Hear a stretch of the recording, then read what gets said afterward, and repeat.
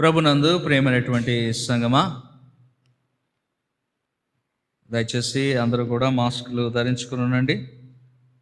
ఎందుకంటే నేను మాట్లాడుతున్నా, మీరెవరు మాట్లాడలేదు కాబట్టి కదా.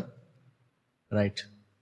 ఈ దినము కొరకు ఏర్పాటు చేయబడినటువంటి పరిశుద్ధ లేఖన భాగము రోమీయులకు రాసిన పత్రిక 12వ అధ్యాయము.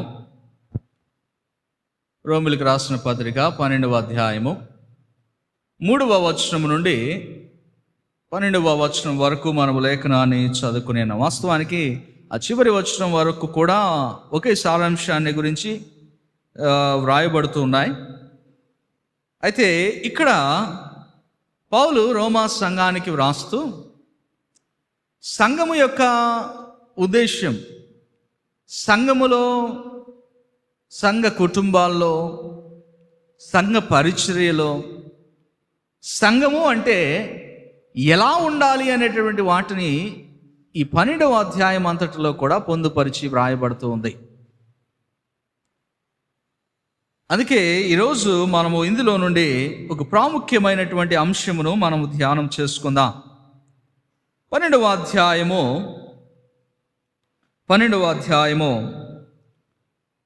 5వ వచనము, 4-5 వచనాలు మనం చదువుకుంటే, ఒక శరీరములో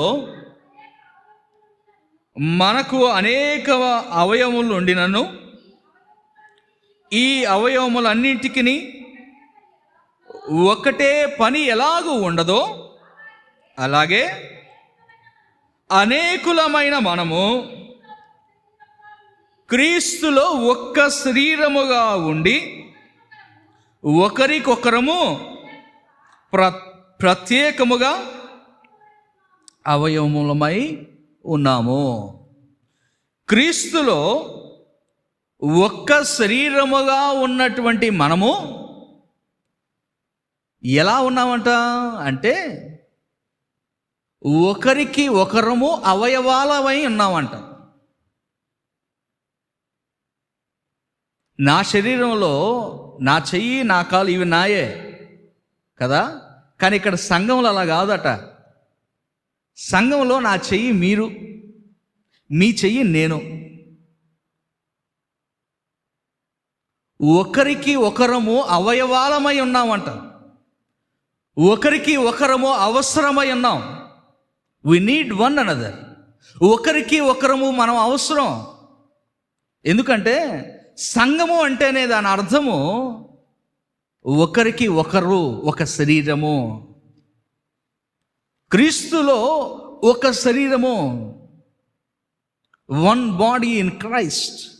క్రీస్తులో ఒక శరీరము ఎలా ఉండాలట? ఎలా ఉండాలి? ఒకరికి ఒకరము అవయవాలము.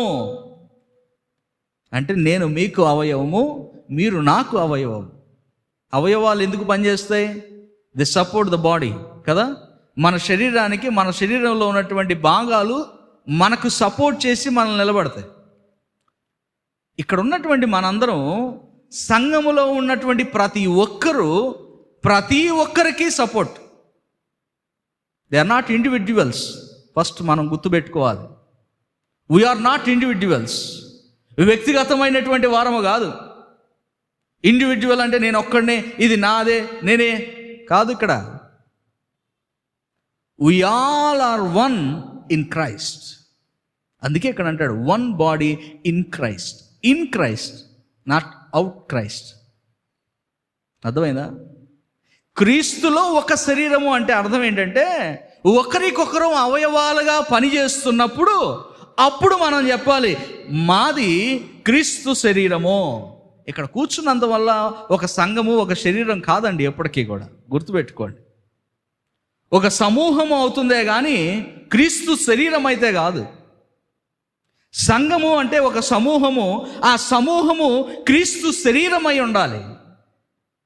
అర్థమైందా? ఒక శరీరమై ఉండాలి. ఇప్పుడు ఇక్కడ ఇప్పుడు సంఘాలు చాలా ఉంటాయి. సంఘంలో చాలా పెద్ద కాంగ్రిగేషన్లు ఉండొచ్చు, పెద్ద కాంగ్రిగేషన్లు ఉండొచ్చు. అయితే అదంతా క్రీస్తు శరీరము ఒకటిగా ఉన్నటువంటి వారు కాదు. ఒకటిగా ఉండేవారు ఎలా ఉంటారట?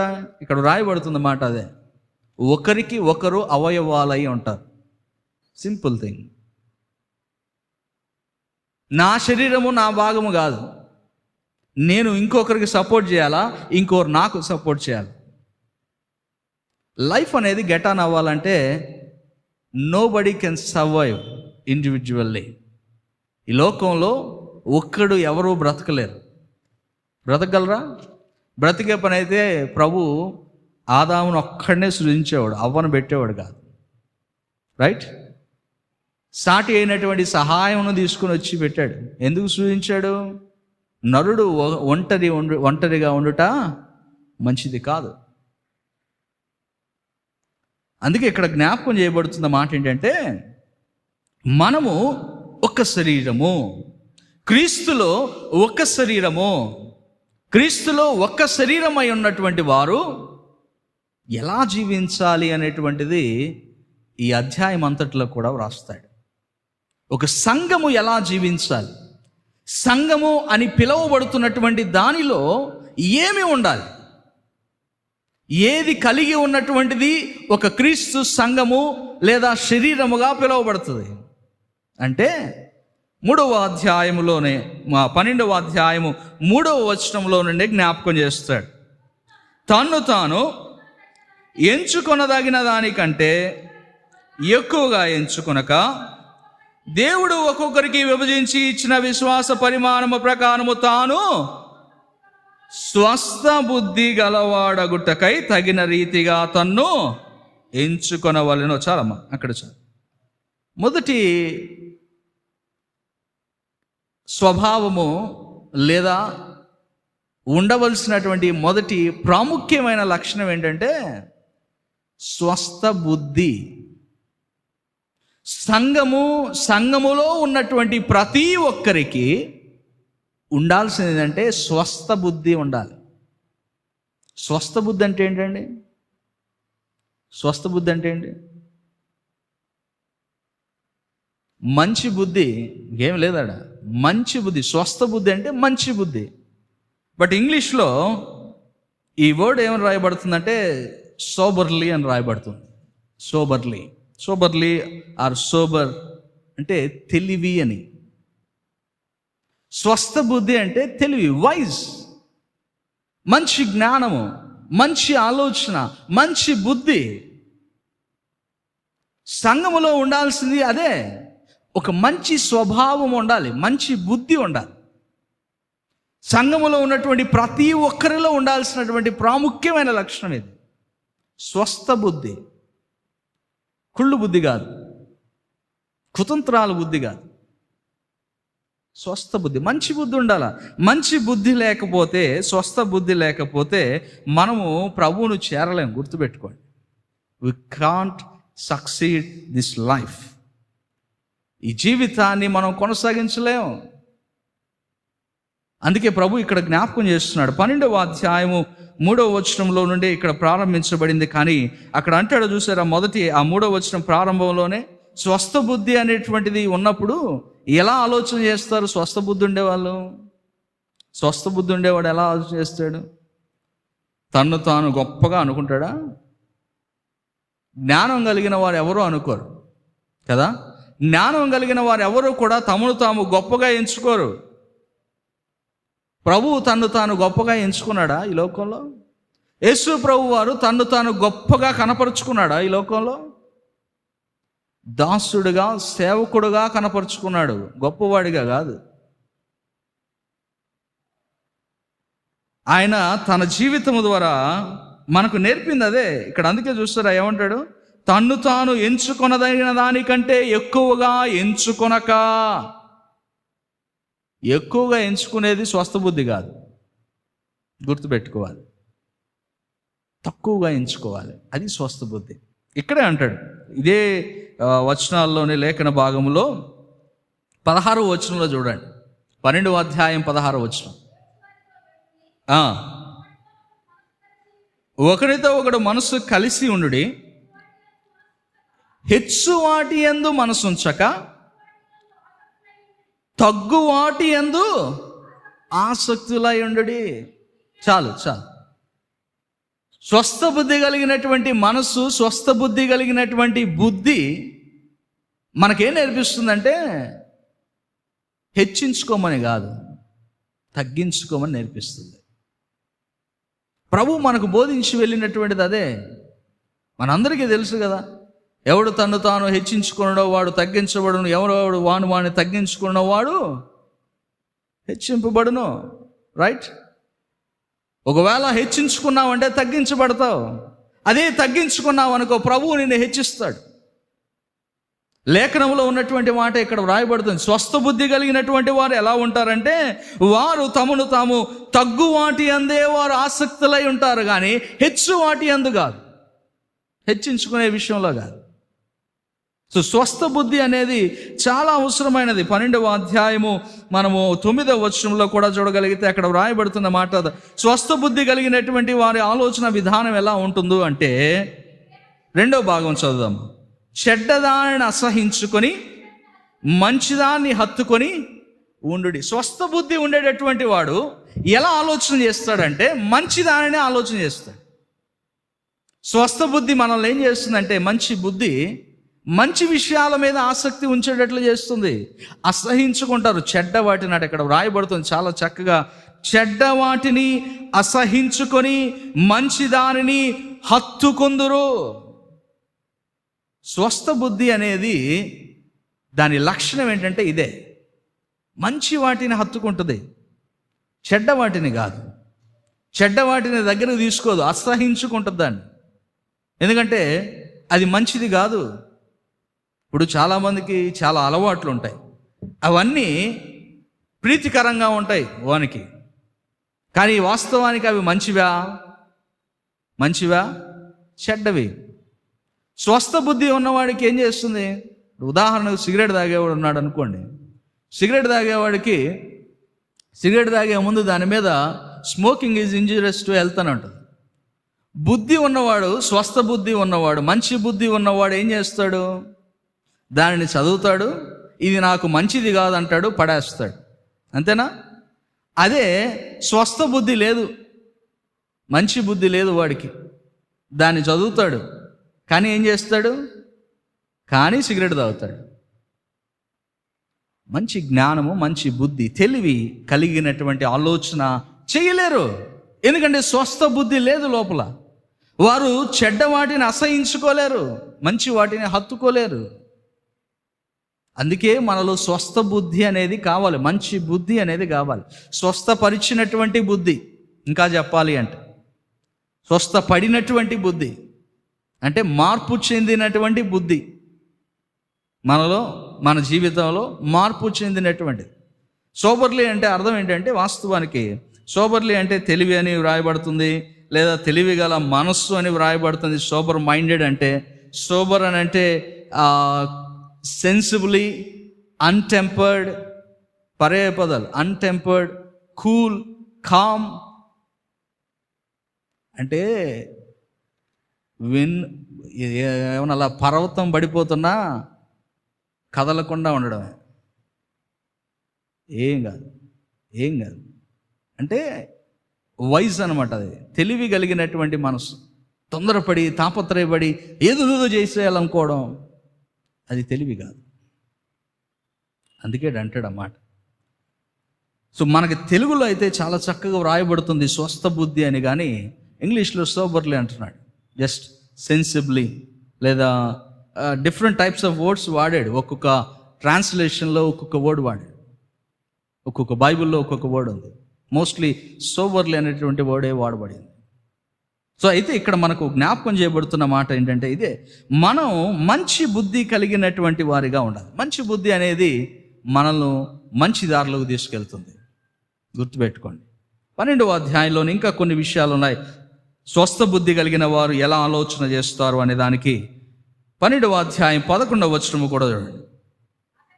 ఆసక్తి విషయములో మాంద్యులు కాక ఆత్మయందు తీవ్రత గలవారై ప్రభువును సేవించుడి. స్వస్థ బుద్ధి కలిగిన వాడికి కలిగేటటువంటి పరిస్థితి, ఆలోచన విధానం ఎలా ఉంటుందంటే, వారు ఎలా ఆలోచన చేస్తారు? ఆత్మయందు తీవ్రత కలుగుతారు. ఆత్మయందు తీవ్రత అంటే ఇన్నర్ పర్సనాలిటీ గురించినటువంటి ఆలోచనే, కానీ నాట్ అబౌట్ అవుటర్ పర్సనాలిటీ. ఆత్మీయమైనటువంటి జీవితాన్ని గురించినటువంటి చింతే కానీ భౌతిక సంబంధమైనటువంటి చింత ఉండదు వాళ్ళకి. స్వస్థ బుద్ధి ఉన్నవారు. ఎందుకు? వాళ్ళకి తెలుసు భౌతికమైనటువంటి ఈ దేహము క్షయమైనటువంటిది, ఆత్మ అక్షయమైనటువంటిది, క్షయము కానటువంటిది. అది మనిషి శరీరము నశించిపోతుందేమో కానీ ఆత్మ నశించిపోతుందా అండి? శరీరాన్ని మట్టిలో పెడతాము కానీ ఆత్మని పెట్టం. మనం మట్టిలో పెడతామా? పెట్టలేం కూడా. అందుకే చాలా చక్కగా వ్రాయబడుతుంది, మొన్నైనది మంటికి అప్పగించబడుతున్నది, ఆత్మ దాన్ని దయచేస్తున్న దేవుని యొద్దకు వెళుతున్నది.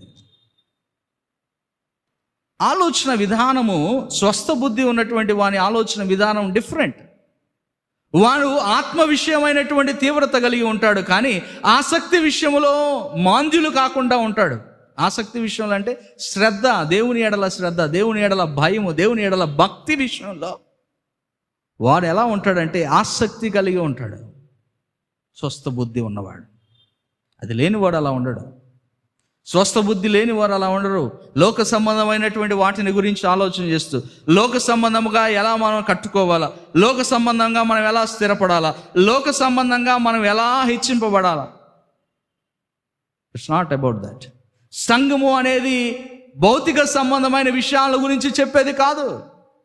సంఘము అనేది ఒక శరీరముగా ఉన్నటువంటిది.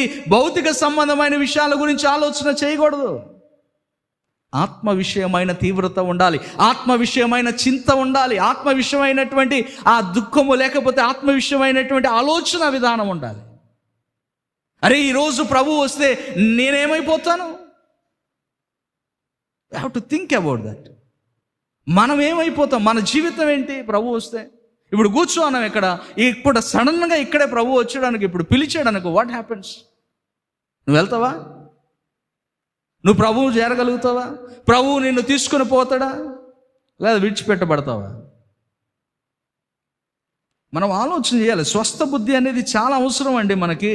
అందుకే తీతు గ్రంథంలో, తీతు పత్రిక 2వ అధ్యాయం 13వ వచనం చూడండి. ఈ లోకంలో బ్రతికి ఉన్నప్పుడట మనకు కావలసినటువంటిది ఏంటంటే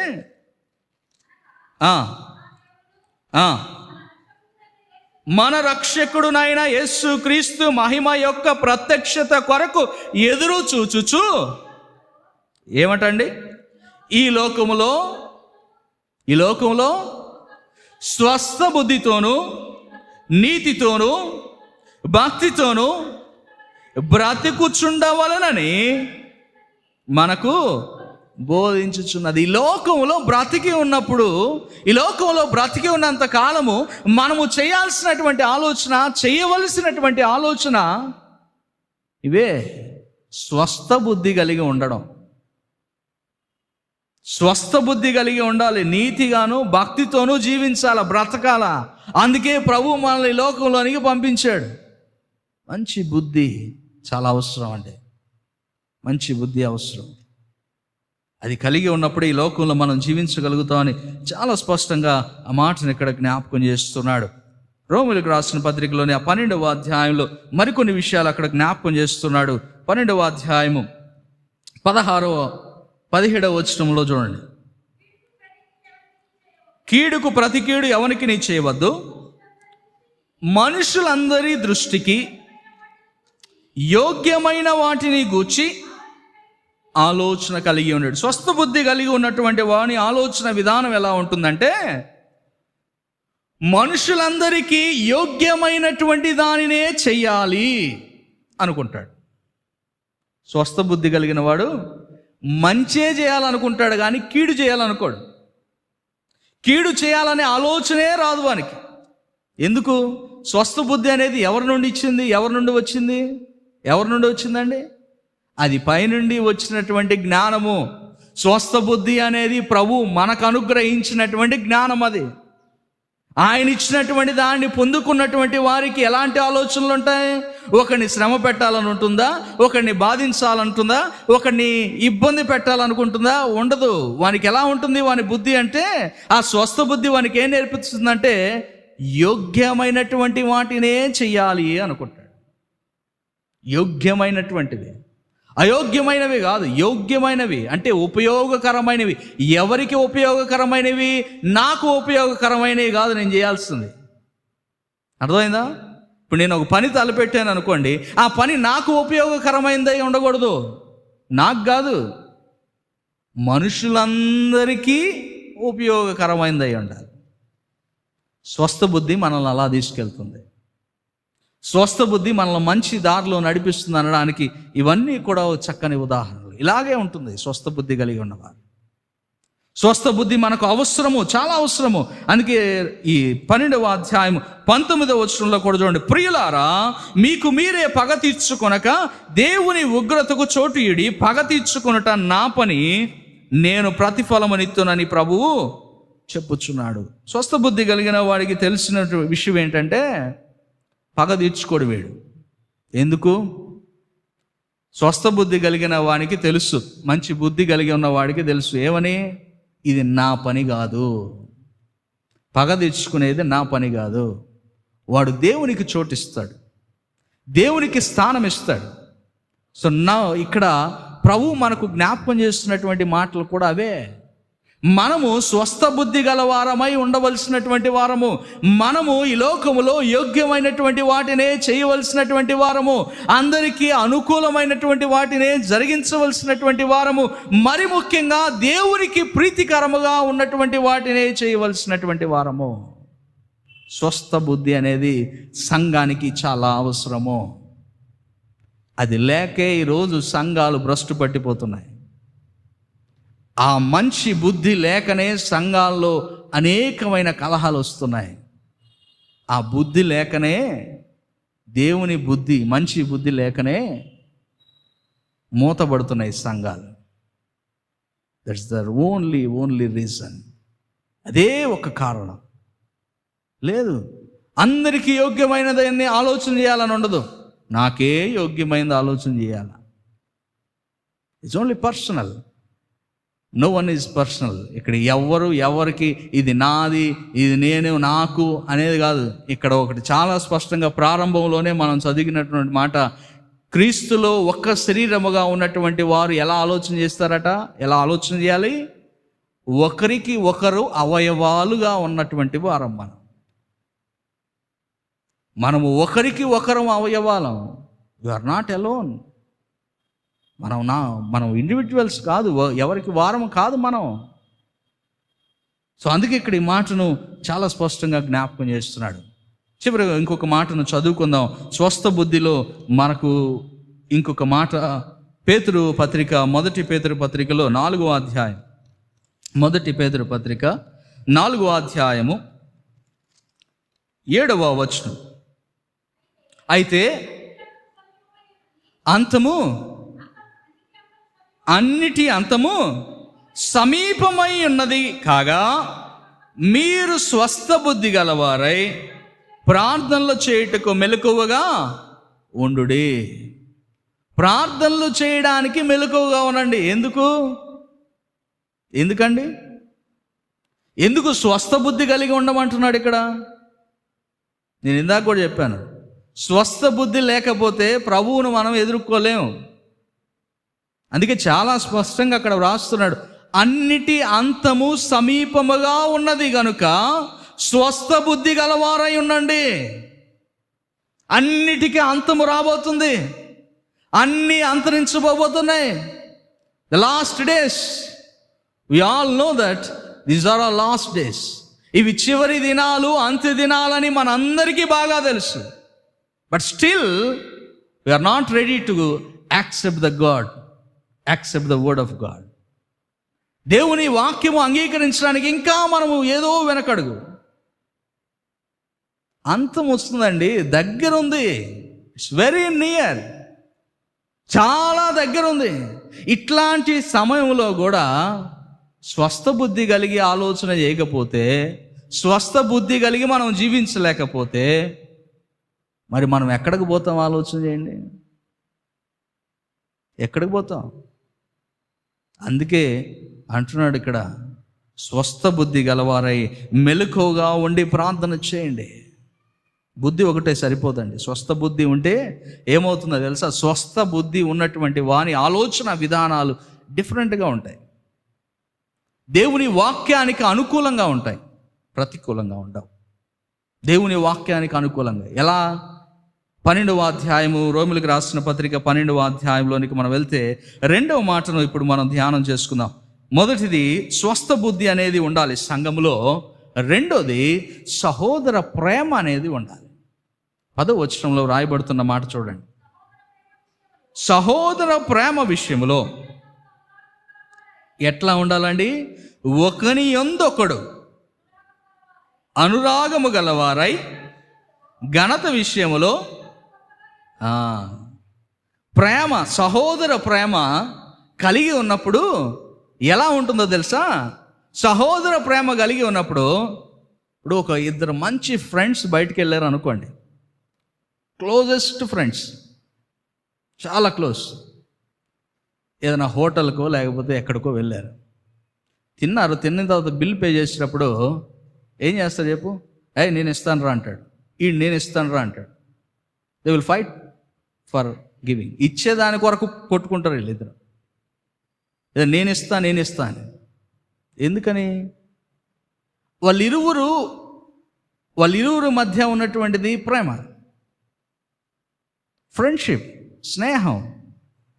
సహోదర ప్రేమ కలిగి ఉన్నప్పుడు ఎలా ఉంటుందంటే ఇక్కడ వ్రాస్తున్నాడు ఆ మాట. సహోదర ప్రేమ కలిగి ఉన్నటువంటి వారు ఎలా ఉంటారంటే, వారు ఘనత విషయముల్లో ఒకరికొకడు గొప్పగా ఎంచుకుంటాడు.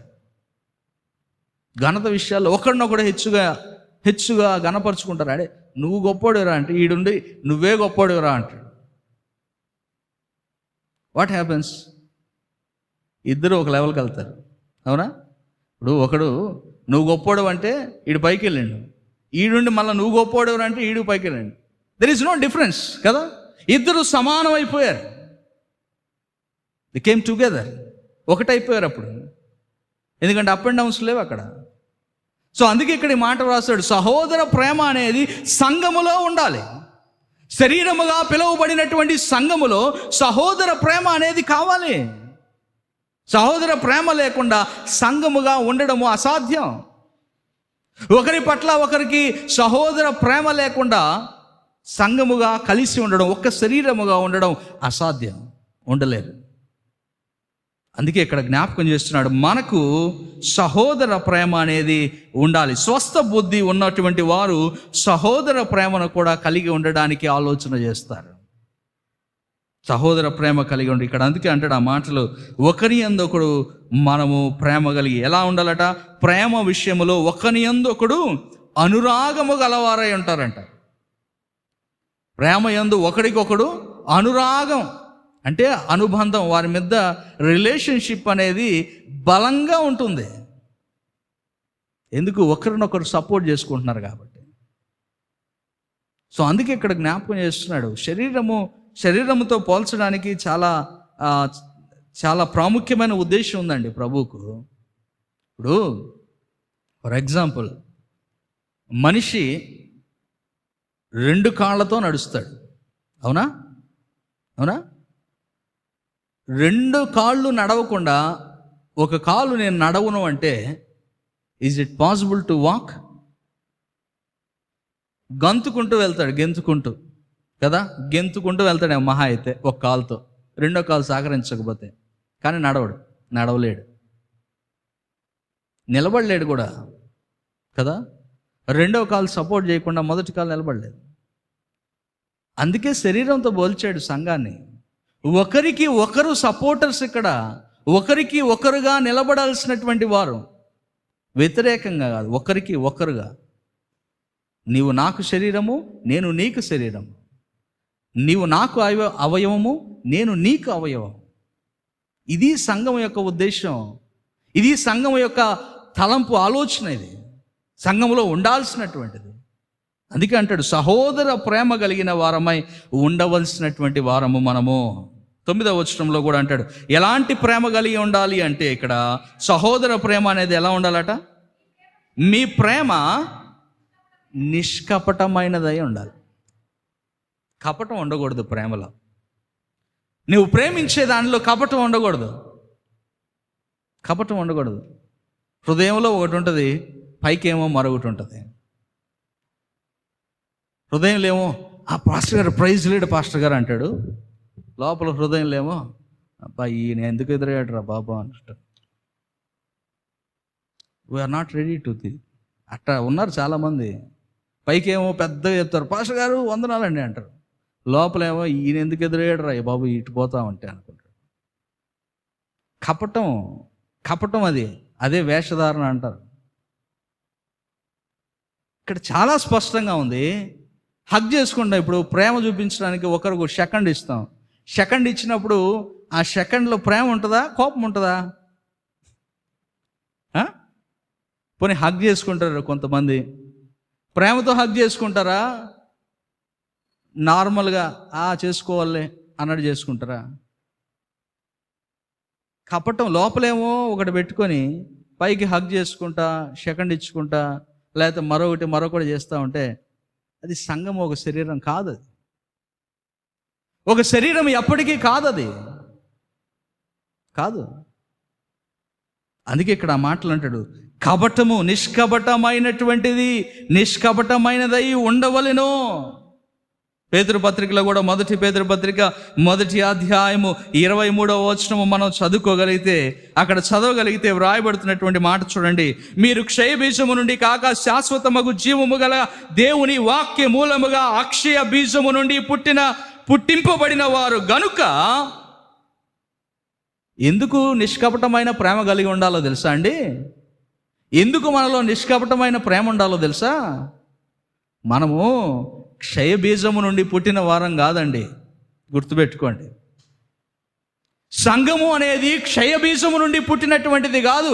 అక్షయ బీజము నుండి, శాశ్వతమగు దేవుని వాక్యము, జీవము గల దేవుని వాక్య మూలముగా అక్షయ బీజము నుండి పుట్టింపబడిన వారు గనుక నిష్కపటమైన సహోదర ప్రేమ కలుగునట్లు మీరు సత్యమునకు విధేయులగుట చేత మీ మనస్సులను పవిత్రపరచుకున్న వారయ్యుండి ఒకరినొకడు హృదయపూర్వకముగాను మిక్కటముగాను ప్రేమించుడే. సహోదర ప్రేమ నిష్కపటమైనది ఎందుకు ఉండాలంటే, మనము క్షయబీజం నుండి పుట్టిన వారం కాదు. అంటే ఈ లోకంలో పుట్టినటువంటి మానవులు అందరూ మొదట క్షయబీజం, అంటే మానవునిలో నుండి మానవుడు పుట్టినటువంటి వాడు. ప్రభువులోనికి వచ్చినటువంటి వారు క్షయబీజము నుండి అక్షయ బీజమైనటువంటి దేవుని వాక్యము ద్వారా పుట్టినటువంటి వారు. The second birth, reborn. Baptism తీసుకున్నప్పుడు, ప్రభువులోనికి వచ్చినప్పుడు మనము తిరిగి జన్మిస్తున్నటువంటి వారము. తిరిగి జన్మిస్తున్నటువంటి వారిలో ఉండాల్సిందేంటి? కపటమైన ప్రేమ కాదు, నిష్కపటమైనటువంటి ప్రేమ ఉండాలి. అప్పుడే సంఘము ఒకటి. నిష్కపటమైన ప్రేమ ఉండినప్పుడే ఇదిగో మేమందరము క్రీస్తులో ఒక్క శరీరము. కపటమైన ప్రేమ పెట్టుకొని మేము క్రీస్తులో ఒక శరీరం అంటే ప్రభు ఎందుకు నమ్ముతాడు? మేబీ మనుషులు నమ్మచ్చు కదా, వ్యక్తులు నమ్మచ్చు, ప్రభు నమ్మడు. ఎందుకు? ప్రభు తెలుసు, హృదయాలను ఎరిగినటువంటి వాడండి ప్రభు. మన హృదయ రహస్యాలను ఎరిగినటువంటి వాడు. లోతులో ఉన్నటువంటి, దాగి ఉన్నటువంటి నీ రహస్యాలన్నీ ఆయనకి తెలుసు.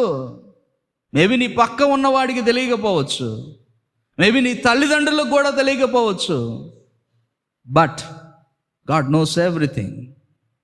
దేవునికి అన్నీ తెలుసు.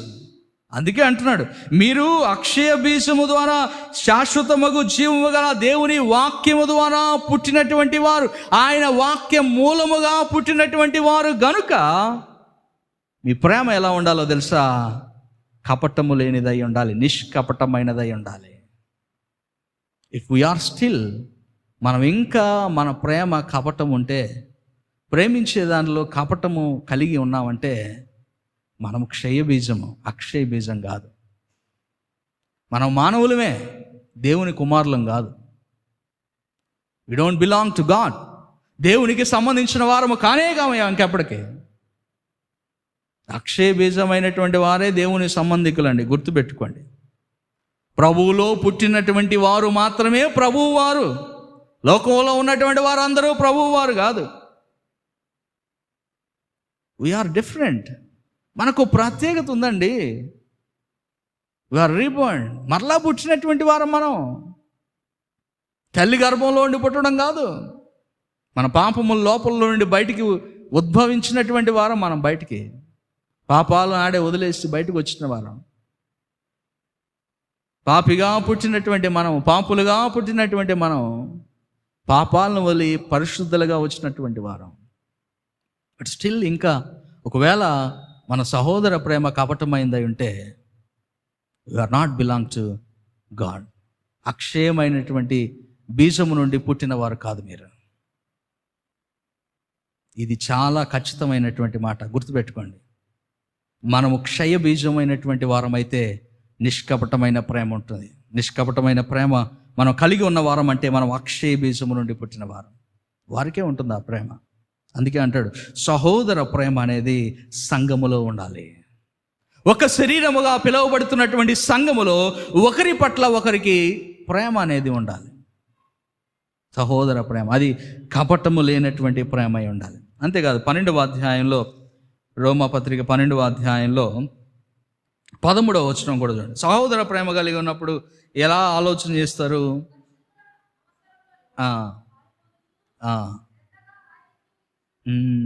సహోదర ప్రేమ కలిగి ఉన్నప్పుడు ఎలా చేస్తారు, ఎలా ఉంటారు? నా పొరుగు వాడి అవసరత, వాని అవసరతల్లో నేను పాలు పొందుకుంటా. వాని అక్కర్లో నేను నిలబడతా. వాని కొరతలు నేను తీరుస్తా. వానికి ఏ అవసరం వచ్చినా పక్కన నేనుంటా. ప్రారంభంలో ఆదిమ సంఘములో ఉన్నటువంటి వారు అందరూ, సంఘముగా కూర్చబడినటువంటి వారు లేదా ప్రభువును వెంబడించినటువంటి వారు అందరూ ఎవరు తమకు తాము ఆస్తులను పెట్టుకోలేదు. వి నో దట్ కదా. ఎవరు వారికి వారు ఆస్తులను సంపాదించుకొని నిల్వ ఉంచుకోలేదు. వారి చిరాస్తులను అమ్మి అపోస్తుల పాదముల యొద్దకు తీసుకుని వచ్చినని లేఖనం రాయబడుతుంది. అయితే తీసుకుని రాబడినటువంటి ప్రతి ఒక్క ధనము, ఆస్తి, డబ్బు ఇదంతా ఎలా వాడారట? వారి అవసరతల కొలది వారు పంచుకొనిరే అని అంటాడు. పంచిపెట్టిరి, అవసరతలు తీర్చినటువంటిది అది. సంఘముగా చేరినటువంటి వారిలో ఉండాల్సినటువంటి మంచి లక్షణం, సహోదర ప్రేమ కలిగి ఉన్నటువంటి వారికి ఉండాల్సింది ఏంటంటే పరిశుద్ధుల యొక్క అవసరతల్లో పాలు పొందుకోవడం. We have to the part of that. వారి అవసరతలో నేనేం చేస్తున్నా, వాని కష్టం వచ్చింది, వాని కష్టంలో నేను వానికి ఎలా సహాయపడగలుగుతా, వాని కష్టంలో నేను వాని పక్కన నేను ఎలా నిలబడగలుగుతా. అది మన బాధ్యత అండి. సహోదర ప్రేమ కలిగి ఉండడం అంటే అదే. అప్పుడప్పుడు కనపడినప్పుడు హగ్ చేసుకొని సెకండ్ ఇచ్చే, అరే మనం ఫ్రెండ్స్ రా, మనం దోస్తులం, మనం బంధువులం అంటే కాదు. అవసరంలో పక్కన లేనటువంటి వాడు బంధువు కాదు, స్నేహితుడు కాదు, సంఘము సభ్యుడు కాదు. గుర్తుపెట్టుకోండి. క్రీస్తులో ఒక సంఘం అనేది ఒకరి పట్ల ఒకరికి ప్రేమ కలిగి ఉండడం, ఒకరి అవసరతల్లో పాలు పొందుకోవడం, ఒకరి అక్కరల్లో ఒకరు తోడై ఉండడం, ఇది కావాల్సింది. అందుకే అక్కడ ఆ తర్వాత ఏమంటాడు పైన శ్రద్ధగా, సహోదర ప్రేమ ఉన్నప్పుడు శ్రద్ధగా ఆతిథ్యం ఇస్తాం. ఇప్పుడు ఫర్ ఎగ్జాంపుల్ నాకు ఒకరంటే పడరండి, కానీ అతన్ని మా ఇంట్లో ఏదో ప్రోగ్రామ్ ఫంక్షన్ చేస్తే పిలిచిన అతన్ని నేనేం చేస్తా, వచ్చాడుగా తినిపోతాడులే, వదిలేస్తామా? నాకు పడదు కాబట్టి నేను అదే చేస్తా కదా. వచ్చాడులే, వాడు అదే చూసుకుని పోతాడులే. అట్లా కాదు. సహోదర ప్రేమ ఏం చేస్తుంది తెలుసా? వాని ఎడల శ్రద్ధ కలిగి వానికి ఆతిథ్యం ఇస్తుంది. వాడు నిన్ను యాక్సెప్ట్ చేసి నీ దగ్గరికి వచ్చినప్పుడు నువ్వేం చేయాలా? వానికి ఆతిథ్యం వేయాలా, వాడిని దగ్గర తీసుకోవాలా, వానికి కావాల్సినవి చూడాలా. That's called love. ఆ ప్రేమ కావాలి ఇక్కడ, ఆ సహోదర ప్రేమ కావాలి ఇక్కడ. సంఘంలో ఉండాల్సింది అదే. ఒకరికొకరు ఆతిథ్యం ఇచ్చుకునేటటువంటి స్వభావం, ప్రేమతో, నార్మల్గా కాదు, నాట్ ఇన్ జనరల్, కామన్గా ఆతిథ్యం వేయడం కాదు. ఇక్కడ శ్రద్ధగా ఆతిథ్యం ఇచ్చేవారిగా ఉండాలి. అది సహోదర ప్రేమ. ఇంకా లేఖనంలో మనం చూద్దాం, 14వ వచనం.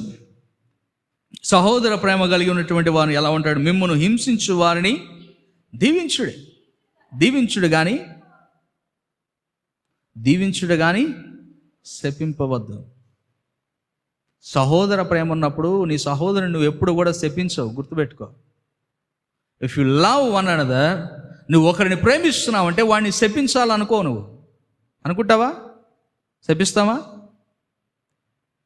నువ్వు ఒకరిని ప్రేమిస్తున్నప్పుడు వాడిని శపించో, దీవిస్తావు. వాడిని నష్టపరిచినా, ఫర్ ఎగ్జాంపుల్ తల్లిదండ్రులు ఉన్నారండి, బిడ్డలు తల్లిదండ్రులను చూడకపోయినా తల్లిదండ్రులు బిడ్డలను శపిస్తారా? శపించరు. ఈడేం చేసినా ఆయన నువ్వు చల్లగా ఉండాలిరా అంటారు. నువ్వు బాగుంటే చాలురా నాయన నాకు. ఎందుకని అంటారు అన్నమాట? ఈడేమో తీసుకెళ్ళి తల్లిదండ్రులనేమో ఓల్డేజ్ హోమ్లో పడేసి ఉంటాడు. కానీ ఓల్డేజ్ హోమ్లో పడి వాళ్ళు అల్లాడుతున్నటువంటి తల్లిదండ్రులు, ఈ కొడుకులు బిడ్డలు వాళ్ళ దగ్గరికి పోయినప్పుడు, ఆయన మంచిగా ఉన్నావా? ఈ ఏడ వీళ్ళు ఎట్లా ఉన్నా మేము మంచిగా ఉన్నావు, మీరు బాగున్నాడు నాయన, నువ్వు నీ భార్యతో మంచిగా ఉంటే చాలు నాయన మాకు. వాళ్ళు కోరుకునేది అదే దీవించడం అంటే. శపించకుండా దీవించడం అంటే అదే. సహోదర ప్రేమ కలిగి ఉన్నప్పుడు మనం పొరుగు వాని ఎడల ఎలా ఉంటామో తెలుసా? వాడిని శపించాలనుకోం, దీవిస్తాము కానీ శపించం వారిని. అందుకే 2 విషయాలను రాస్తున్నాడు, దీవించుడు కానీ శపించవద్దు. శపించాల్సినటువంటి, ఇప్పుడు కొంతమంది దీవిస్తారు, పైకేమో లోపల శపిస్తారు, 2 చేస్తారు. అట కాదు. పైకేమో బ్లెస్సింగ్ ఇస్తారు, ఆ దేవుడిని ఆశీర్వదించిన కాక బిడ్డ అంటారు, లోపలేమో తిట్టుకుంటూ ఉంటారు, ఈ నాశనం అయిపోను కాక అంటారు. చెయ్యి ఒకటి చెప్తుంది, నోరు ఒకటి చెప్తుంది. ఏం చేస్తాం? అది ప్రేమ కాదు, అది కపటం. సహోదర ప్రేమ నిష్కపటమైనది ఉండాలి. నిష్కపటమైన ప్రేమ మనల్ని ఎలా తీసుకెళ్తుందంటే, ఇదిగో ప్రభువుకు అనుకూలంగా తీసుకెళ్తుందండి మనల్ని. కపటం ఉండకూడదు. మనం ఒకరినొకరు ప్రేమ కలిగిన వారమై ఉండాలి. ఒకరి ఎడల ఒకరికి ప్రేమ కలిగినటువంటి జీవితాలు మనం పొందుకున్న వారిగా ఉండాలి. శపించే వారిగా ఉండకూడదు, దీవించాలి. ప్రభువు చేసింది అదే కదండి, అవునా కదా? ప్రభువును సులువు వేసి చీలలు కొట్టి ఏలాడదీస్తే బ్రాహ్మణు మీద ప్రభు చెప్పిన మొదటి మాట ఏంటి? తండ్రి, వీరు ఏం చేస్తున్నారు, వీరు ఎరుగురయ్యా, వీళ్ళని క్షమించు. శపించాడండి. మరి మనం ఎందుకు శపిస్తున్నాం? మనల్ని ద్వేషించే వారిని ఎందుకు శపిస్తున్నాం? మనల్ని హింసించే వారిని ఎందుకు శపిస్తున్నాం? మొన్న మధ్య ఒక పాస్టర్ గారు క్రైస్తవుల మీద దాడులు జరిగినప్పుడు ఒక పాస్టర్ గారు లైవ్లో ప్రార్థన చేస్తున్నాడు. ఏమని ప్రార్థన చేస్తున్నాడంటే, ప్రభువా, ఎవరైతే నీ బిడ్డల్లో హింసిస్తున్నారో, దూషిస్తున్నారో అట్టి వారిని నీవు ముత్తు ప్రభువా, వారిని నాశనం చేయి ప్రభువా అని ప్రార్థన చేస్తున్నాడు. నాశనం చేయాలంట. వాక్యం ఏం చెప్తుంది? హింసించే వారిని దీవించండి, మిమ్మల్ని శ్రమ పెట్టే వారిని దీవించండి. Bless them. నువ్వు ఆశీర్వదించు, దీవించు వాళ్ళని చాలు. దేవుడు చూసుకుంటాడు. న్యాయము అన్యాయం ఏందో మనం అవసరం లేదు. సో అందుకే ఇక్కడ చాలా స్పష్టంగా ప్రభు మనకు జ్ఞాపకం చేయబడుతున్నటువంటి మాట అదే, సహోదర ప్రేమ. ఒకరి పట్ల ఒకరికి సహోదర ప్రేమ, ఒకరి ఎడల ఒకరికి సహోదర ప్రేమ కలిగి మనము ఉండవలసినటువంటి వారము. ఒకరికి ఎడల ఒకరికి నిష్కపటమైనటువంటి ప్రేమ కలిగి ఉండవలసినటువంటి వారం. నిష్కపటమైన ప్రేమ, సహోదర ప్రేమ కలిగి ఉన్నటువంటి వారు ఏమవుతారంటే 13వ అధ్యాయంలో మనకు రాయబడుతుంది. 13వ అధ్యాయంలో ధర్మశాస్త్రమును నెరవేర్చిన వారు అవుతారు అంటాడు. ఇలా నిజముగా ప్రేమించినటువంటి వారు, నిజముగా కపటము లేనటువంటి ప్రేమను చూపినటువంటి వారట కీడు చేయదు గనక ప్రేమ కలిగి ఉండుట ధర్మశాస్త్రమును నెరవేర్చుటయే. ధర్మశాస్త్రము నెరవేర్చడమే ప్రేమ కలిగి ఉండడం అంటే. ఇప్పుడు చెప్పుకోండి, ఇంకా ఆలోచన చేసుకోండి. నీలో ఉన్న సహోదర ప్రేమ నిజముగైనదా, కపటమైనదా, నిష్కపటమైనదా? ఒకవేళ కపటమైనది అయితే నీవు ధర్మశాస్త్రమును నెరవేరుస్తున్నటువంటి వాడవు కాదు. నిష్కపటమైనదై ఉండినప్పుడు మాత్రమే ధర్మశాస్త్రమును నెరవేరుస్తున్న వారము. సహోదర ప్రేమ కపటము లేనిదై ఉండాలండి, నిష్కపటముగా ఉండాలి. సంఘము ఒక శరీరం అని చెప్పుకుంటున్నటువంటి మనము, సంఘము ఒక శరీరముగా ఉన్నామని చెప్పుకుంటున్న మనము కపటమైన ప్రేమ ఉండకూడదు, నిష్కపటమైనదై ఉండాలి. లోపల ఏదో పెట్టుకొని బయటికి మరొకటి ఉండకూడదు. ఒకటే ఉండాలి, ఒకటే, దేవునికి అనుకూలమైనది, దేవునికి ప్రీతికరమైనటువంటిదై ఉండాలి. అందుకే ఈ మాటలు ప్రభు ఇక్కడ మనకు జ్ఞాపకం చేస్తున్నాడు. ప్రేమ కలిగి ఉండట అది దేవునికి ఇష్టమైనటువంటిది. ఇంకో మాట అక్కడ 8వ వచనంలో చూడండి, ఒకరికొకడు ప్రేమించుట విషయంలో తప్ప మరి ఏమి ఎవనికిని, ఇంక ఏ విషయంలో మీరు అప్పు లేరు. మీకు ఉన్న అప్పుల్లా ఒకరితో ఒకడు ప్రేమ కలిగి ఉండడమే. మీరు అచ్చి ఉండాల్సింది అదే, అచ్చి ఉండాల్సింది అంటే అప్పు ఉండాల్సింది ఒకరికొకరికి ఏంది, ప్రేమ కలిగి ఉండటంలోనే. ఇదే మనకు ఉండాల్సింది, మిగిలిన ఏం అవసరం లేదు. ఒకరిని ఒకడు ప్రేమ కలిగి ఉండడం మనకు అవసరం. సహోదర ప్రేమ, స్వస్థ బుద్ధి మనల్ని సహోదర ప్రేమ కలిగి ఉండేటట్లు చేస్తుంది. సరిపోలేదు, 3వ మాట కూడా ఉంది. స్వస్థ బుద్ధి సహోదర ప్రేమే కాదు, సమాధానముగా ఉండేటట్లు చేస్తుంది. You can see the text. రోమిలకు రాసిన పత్రిక 12వ అధ్యాయము 18వ వచనం. సఖ్యమైతే మీ చేతనైనంత మటుకు సమస్త మనుషులతో సమాధానముగా ఉండుడి. మీకు చేతనైనంత మటుకు సఖ్యమైతే. ఇప్పుడు చాలామంది ఈ వర్డ్ని నెగిటివ్గా కూడా తీసుకుంటారు, అంటే వాళ్ళకు అనుకూలంగా కూడా తీసుకుంటారు. చేతనైనంత మటుకు అన్నాడు కదండి. చేతనైనంత మటుకంటే ఇక్కడ 200 మంది ఉంటే నేను 100 మందితో సమాధానంగా ఉంటానండి, 100 మందితో ఉండను. అది కాదు ఆడ.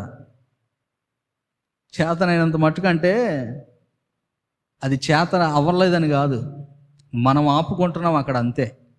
నేను 100 మందితోనే సమాధానంగా ఉంటా, నేను 50 మందితోనే సమాధానంగా ఉంటా, లేదా నేను నా ఇంటి పేరటోళ్ళతోనే సమాధానంగా ఉంటా. బార్డర్స్ మనం పెట్టుకున్నాం. There is no borders. సంఘములో ఉన్నటువంటి ప్రతి ఒక్కరికి ఎవరికి కూడా బార్డర్స్ లేవు. We are all in one border. Already ఒక బార్డర్లో ఉంటే మళ్ళా బార్డర్లో పెట్టుకునేది ఎందుకు? సంఘము అనే దాంట్లో ఒక దాంట్లో ఉన్నప్పుడు మళ్ళా ఇంకొక బార్డర్ ఎందుకు మళ్ళా లోపల? అర్థమైందా? ఒక శరీరమై ఉన్నప్పుడు మరలా ఇంకొక శరీరం కావాలండి. సంఘం అంటే ఒక శరీరమే, 10 శరీరాలు కాదు. One body in Christ, one body in Christ. ఒకే శరీరము, ఒకే శరీరం. సంఘము క్రీస్తులో ఒక్క శరీరము. అదే ఈరోజు మనం మాట్లాడుకుంటుంది. వీలైనంత మటుకు సమస్త మనుషులతో సమాధానంగా ఉండాలి. కొద్దిమందితో కాదండి, కొద్దిమందితో కాదు, సంఘములో మాత్రమే కాదు. ఇది ఇంకా మనం క్లారిఫై చేసుకోవాలి. సంఘములో మాత్రమే సమాధానం కలిగి ఉండడం కాదేడా. సఖ్యమైతే సమస్త మనుషులతో, entire world, entire human race, మానవాళి అంతటితో, మనుషులందరితో సమాధానంగా ఉండడం. దట్స్ వాట్ దేవుడు కోరుకుంది. అదే మన నుండి. పీస్ మేకర్స్, సమాధానపరచువారు. వీఆర్ సమాధానపరచవలసినటువంటి వారము మనము. అందుకే ధన్యతలు మత్తయి సువార్త 5వ అధ్యాయము చదవండి ఒకసారి. సమాధానపరచువారు ధన్యులు. ఎవరండి వారు? ఎవరు సమాధానపరిచేవారు? ఎవరు చెప్పండి? ఎవరు సమాధానపరిచేటటువంటి వారు? ఎవరు? ఎవరు? సాతాను కుమారులా? ఎవరు? దేవుని కుమారులు. సమాధాన పరిచేటటువంటి ఆలోచన కలిగి ఉండేవారు ఎవరు అంటే దేవుని కుమారులు. సమాధానంగా ఉండాలి అని నేర్పించేది ఎవరు అంటే దేవుని కుమారులు, దేవుని సొత్తు అయినటువంటి వారు. వారిలో సమాధానమే ఉంటుంది కానీ సమరం ఉండదు. నేను రెడీ కాదు, నెమ్మది, సమాధానం, ఒకరితో ఒకరు కలిసిపోవడం, ఇది ఉంటుంది. అందుకే ప్రభు ఇక్కడ జ్ఞాపకం చేస్తున్నాడు మనకి, సమాధానము కలిగి ఉండవలసినటువంటి వారము మనుషులతో, సమస్త మనుషులతో, చేతనైనంత మటుకు. అంటే what you can do you do. ఇంకా నా వల్ల కాదు అనడానికి లేదు. నువ్వు బ్రతికి ఉన్నంత కాలం ఎంతమందితో సమాధానంగా ఉండగలవు అంతమందితో ఉండాల్సిందే. నేను వానితో ఉండను, వీనితో ఉండను, వాడితో ఉండను, ఈమెతో ఉండను, ఆమెతో ఉండను, కుదరో. There is no borders. నేను ఇంతవరకే సమాధానంగా ఉంటా. ఈ పీక్ పాయింట్ దాటిపోతే నేను సమాధానంగా ఉండలేనండి వాళ్ళతో. There is no peak points. నీకున్న ఈ పీక్ పాయింట్స్ దేవునికి లేవు. దేవుడు నువ్వు ఉంచుకోమని కూడా కోరుకోవట్లేదు. అందుకే శక్యమైతే సమస్త మనుషులతో సమాధానముగా ఉండమని మాత్రమే ప్రభు జ్ఞాపకం చేస్తున్నాడు. యాకోబు పత్రిక 3వ అధ్యాయము 18వ వచనం చదవండి ఒకసారి. యాకోబు పత్రిక 3వ అధ్యాయం 18వ వచనం. సమాధానము, నీతి ఫలము సమాధానము చేయు వారికి సమాధానమందే విత్తబడును. నీతి ఫలము అనేది నీకు రావాలి అంటే, నీకు కావాలంటే, ఇఫ్ యు నీడ్, నీకు నీతి ఫలం కావాలంటే, నీతి ఫలము నువ్వు పొందుకోవాలంటే, విత్తనం ఎప్పుడు విత్తబడుద్ది? ఎక్కడ విత్తబడుద్ది? సమాధానములోనే విత్తబడుద్ది. సమాధాన పరుచు వారిలో సమాధాన పడినప్పుడు మాత్రమే సమాధానమందే విత్తబడును. చాలా స్పష్టంగా వ్రాయబడుతుంది. మీరు మరలా అయినా ఇంటికి వెళ్ళి చదువుకోండి. ఏముంటుంది? సమాధానము చేయువారికి సమాధానమందు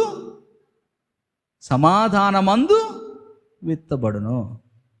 ఎక్కడ విత్తబడుతుంది? సమాధానములోనే నీతి ఫలం విత్తబడుతుంది.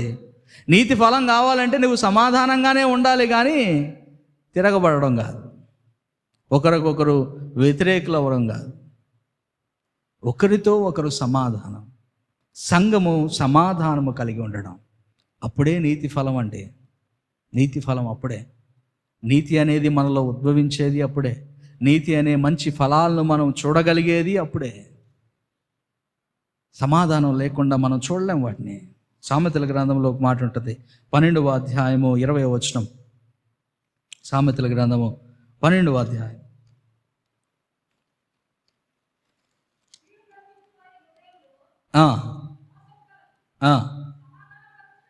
సమాధాన పరుచుటకై ఆలోచన చెప్పువారు, సమాధాన పరుచువారు, ఆలోచన చెప్పేటటువంటి వారు, సమాధాన పరచడానికి ఆలోచన చెప్పేవారు, వారి జీవితం ఎలా ఉంటుందట? ఆనందభరితులైనటువంటి జీవితం. జ్ఞానులు యేసు ప్రభువును చూసినప్పుడు పశువుల తొట్టిలో పరుండి ఉన్నప్పుడు అక్కడ మాట రాయబడుతుంది. ఏమని? వారు ఆయన చూచి ఆనందభరితులై. మీరు ఎక్కడ చూడరు మళ్ళా. వారు ప్రభువును చూచి ఆనందభరితులై, సమాధానము కలిగి సమాధానముతో ఉండాలని ఆలోచన చేసేవారికి వారి జీవితం ఆనందభరితమైనదై ఉంటుంది. గుర్తుపెట్టుకోండి, ఆనందభరితమైనది. చింత ఉండదు, వేదన ఉండదు, దుఃఖం ఉండదు, ఆనందం, నిత్యం ఆనందం, ఎవ్రీ టైమ్ హ్యాపీనెస్, ఆనందభరితమైనటువంటి జీవితం. అందుకే ఆ మాట రాస్తాడు రోమిలికి రాసిన పత్రికలోని 14వ అధ్యాయం 19వ వచనం కూడా చూడండి. చివరిగా మాటను మనం చదువుకొని ముగిద్దాం.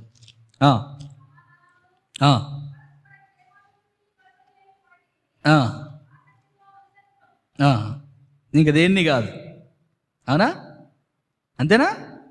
దేన్ని మనం పాటించాలా, దేన్ని మనం అనుసరించాలా? ఇక్కడ అంటాడు చూడండి, కాబట్టి సమాధానమును పరస్పర క్షేమాభివృద్ధిని కలుగుచేయు వాటినే ఆసక్తితో అనుసరింతుము కానీ మిగిలినవి కాదు. 2 విషయాలే ఉన్నాయి దీంట్లో, ఈ వచనంలో. ఒకటి సమాధానం, రెండవది పరస్పర క్షేమాభివృద్ధి.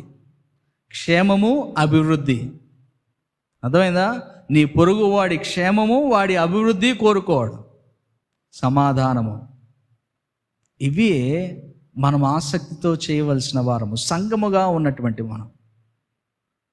వాస్తవానికి రోమిలు రాసిన పత్రిక 12వ అధ్యాయం 3వ వచనం నుండి 15వ అధ్యాయం వరకు కూడా క్రైస్తవుని జీవితము ఎలా ఉండాలో, సంఘము జీవితము ఎలా ఉండాలో వ్రాయబడిన మాటలు ఇవన్నీ. ఎవ్రీథింగ్, ఇందులో ఉన్న ప్రతి వచనం కూడా. సో మనము సంఘముగా ఉన్నటువంటి మనము, వన్ బాడీ ఇన్ క్రైస్ట్, క్రీస్తులో ఒక్క శరీరము అని పిలువబడేది ఎవరంటే, ఒక స్టేట్మెంట్ ఉంది ఇప్పుడు. ఏంటంటే స్వస్థ బుద్ధి. 3 విషయాలు కదా, స్వస్థ బుద్ధి, సహోదర ప్రేమ, 3. మీకెవరు కొద్దా వినపడట్లా నాకు? పెద్దగా చెప్పండి. సమాధానం కదా. క్రీస్తు ఒక్క శరీరముగా ఉండేవారు ఎవరంటే, స్వస్థ బుద్ధి గలవారై సహోదర ప్రేమతో సమాధానముగా ఉండేవారు, వారు ఒక్క శరీరం. ఎవరు? స్వస్థ బుద్ధి గలవారై సహోదర ప్రేమతో సమాధానముగా ఉండినటువంటి వారు ఒక్క శరీరం. ఇప్పుడు ఆలోచన చేసుకోండి, మీరు ఒక శరీరమా, 10-12 శరీరాల?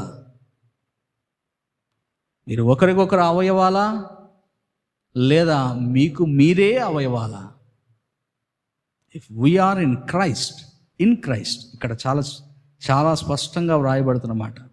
One body in Christ. క్రీస్తులో ఉన్నటువంటి వారు, క్రీస్తులో ఉన్నటువంటి సంఘము స్వస్థ బుద్ధి ఉండాలి, సహోదర ప్రేమ ఉండాలి, సమాధానం ఉండాలి. ఈ 3 లేకుండా వీఆర్ నాట్ వన్ బాడీ. ఒక శరీరముగా మనం ఉండలేము, ఉన్నవారం కాదు.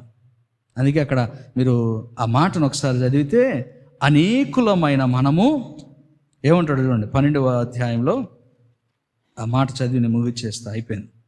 12వ అధ్యాయం 3. అనేకులమైన మనము క్రీస్తులో ఒక్క శరీరముగా ఉండి ఒకరికొకరము ప్రత్యేకముగా అవయములమై ఉన్నాము. ప్రత్యేకంగా, వీఆర్ స్పెషల్. అర్థమైందా? We are special. ఒకరికి ఒకరము ప్రత్యేకమైనటువంటి వారము. ప్రత్యేకమైనది ఎలా చూస్తాం మనం, చెప్పండి? ప్రత్యేకమైన దాన్ని ఎలా చూస్తాం? దాని వాల్యూ ఎలా ఉంటుంది చెప్పండి? ఒక ప్రత్యేకమైనదంటే ఏంటి? Special one. ఇప్పుడు ఏదైనా ఒక మీటింగ్ జరుగుతుంది, స్పెషల్ గెస్ట్ అంటారు. ఏం చేస్తారు స్పెషల్ గెస్ట్ని? ఏం చేస్తారు? కింద కూర్చోబెడతారా? ఏం చేస్తారు? ప్రత్యేకమైన వ్యక్తిని ఏం చేస్తారండి? గౌరవిస్తారు, రైట్? మిగిలిన ఉన్న వారందరికంటే ఎక్కువగా ఎంచుతారు, అవునా? అప్పుడే ప్రత్యేకమైన వాడు అవుతాడు, అప్పుడే స్పెషల్ అవుతాడు, లేకపోతే స్పెషల్ గాడు. అంతే కదా మరి? అదే ఇక్కడ రాయబడుతుంది, ఒకరికొకరము ప్రత్యేకముగా అవయవములమైనటువంటి వారము. You are special in one another. ఒకరికి ఒకరము ప్రత్యేకమైన వారం, ఒకరితో ఒకరు కలిసి ఉండవలసినటువంటి వారం. సంఘము, వీఆర్ ఇన్ క్రైస్ట్. సంఘములో ఒక్క శరీరముగా ఉన్నటువంటి వారు, ఉండినటువంటి వారిలో స్వస్థ బుద్ధి ఉండాలి, సహోదర ప్రేమ ఉండాలి, సమాధానం ఉండాలి. ఈ 3 లేకుండా వీఆర్ నాట్ వన్ బాడీ. ఒక శరీరము కాలేం. మనం ఒక శరీరముగా ఉండాలంటే ఈ మూడు మనలో ఉండాలి. ఇది భౌతిక సంబంధమైనది కాదండి, ఆత్మ సంబంధమైనది. సంఘము అనేది ఆత్మీయమైనది. భౌతికంగా ఆలోచన చేయవాకండి. సంఘం అనేది క్రీస్తు శరీరం. ఇది it's the body of Christ. క్రీస్తు శరీరం ఇది. దీనిని అగౌరవపరచకండి. దీనికి ఘనత కలగాలి, మహిమ కలగాలి, అవమానం కాదు. సంఘానికి ఇది చాలా అవసరం. అనేక సంఘాలు భ్రష్టుపడిపోతున్నాయి. కారణం ఇదే. తెలియదు సంఘంలో ఏం ఉండాలో తెలియదు. సంఘంలో ఉండకూడని వాటిని తీసుకొచ్చి సంఘంలో పెట్టుకుంటున్నారు. ఉండాల్సినవేమో పక్కన పడేసిండ్రు. ఉండాల్సిన స్వస్థ బుద్ధి, సహోదర ప్రేమ, సమాధానము, ఇవి మాత్రం కాకుండా మిగిలినవన్నీ తెచ్చిపెట్టుకుంటున్నారు సంఘాలు. కాదు, సంఘములో కావాల్సిందే స్వస్థ బుద్ధి గల వారమై సహోదర ప్రేమతో సమాధానంగా ఈ లోకంలో మనం జీవించడం. ఇది ఎప్పుడు కలిగి ఉంటామో then we are one body in Christ. క్రీస్తులో ఒక్క శరీరం. మరి అట్టి కృప పరిశుద్ధాత్మ దేవుడు మనందరికీ అనుగ్రహించిన గాక. ప్రార్థన చేసుకుందాం. తల్ల వంచండి. కృపా కనికరము కలిగినటువంటి మా గొప్ప దేవా, క్రీస్తులో ఒక్క శరీరము మేము. ఒక్క శరీరమై ఉన్నటువంటి మేము, మాలో స్వస్థ బుద్ధి ఉండాలి, సహోదర ప్రేమ ఉండాలి, సమాధానము ఉండాలి. అందరితో సమాధానము, అందరితో నిష్కపటమైన ప్రేమ కలిగి ఉండాలి. ఇది లేకపోతే మేము ఒక్క శరీరము కాదు తండ్రి. ఇవి లేనప్పుడు మేము సంఘమే కాదు తండ్రి. ఇవి ఉన్నప్పుడే మేము సంఘం. ఇవి ఉండినప్పుడే మేము ఒక్క శరీరము, ఒకరికి ఒకరము అవయవాలమై ఉన్నటువంటి వారము, ప్రత్యేకముగా అవయవాలమైనటువంటి వారం. కనుక మమ్మల్ని జ్ఞాపకం చేసుకోండి. సంఘములో ఉన్న ప్రతి ఒక్కరితో కూడా మీరు మాట్లాడినందుకు, ఈ వాక్యము వారి జీవితాలకు అన్వయింప చేసుకోవడానికి, అనుకూలంగా వారు ఉండడానికి, సంఘానికి మరి ముఖ్యంగా నీకు మహిమకరంగా జీవించడానికి, ఈ లోకంలో ఉన్నంత కాలము స్వస్థ బుద్ధి కలిగి మెలకువగా ఉండి ప్రార్థన చేయడానికి నీ కృపా కాపుదల మెండుగా ప్రతి ఒక్కరికి మీరు అనుగ్రహింపండి. చేయండి తండ్రి. సమయం మమ్మల్ని మీ చేతులకు అప్పగిస్తూ, మేమందరము కూడా ఒకవేళ అయోగ్యులమై ఉంటే, ఒకవేళ ఇదివరకు మాలో కపటమైనటువంటి ప్రేమ ఉంటే, ఇంతకు ముందు వరకు నాయన మేము సహోదరుల ఎడల అనురాగము కలిగిన వారమై ఉండకపోయి ఉంటే, ఇక మీదట నాయన సహోదరులతో అనురాగము కలవారమై ఒకరినొకరు హెచ్చించుకుంటూ మమ్మల్ని మేము తగ్గించుకున్నట్లుగా అట్టి కృప మీరు మాకు దయచేస్తారని నమ్ముతున్నా. సమస్త మనుషులతో సమాధానముగా మెలుగునట్లుగా మా అందరికీ అట్టి కృపను మీరు దయచేయండి. మమ్మల్ని మీ చేతులకు అప్పగిస్తూ మా ప్రభువును రక్షకుడని యేసు నామమున అడిగి వేడుకుంటున్నాం మా తండ్రి. ఆమేన్.